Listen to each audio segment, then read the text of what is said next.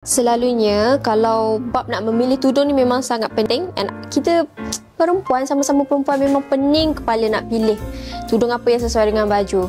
Ini jawapan dia, Isha Lux dari Azad Clover. Dia ada 2 layer tau. Yang bawah ni color green dia, atasnya bunga-bunga. So akak boleh matching dengan macam-macam baju. Akak boleh matching sebab dia 2 layer.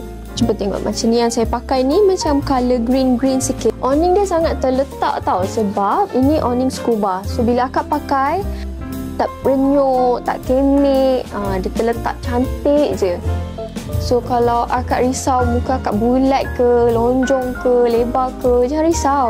Scuba awning ni memang on point. Akak pakai je, confirm nampak cantik, selesa, dah tak payah risau dah semua-semua tu. Material dia pun kita pakai material premium chiffon. Tengok ni.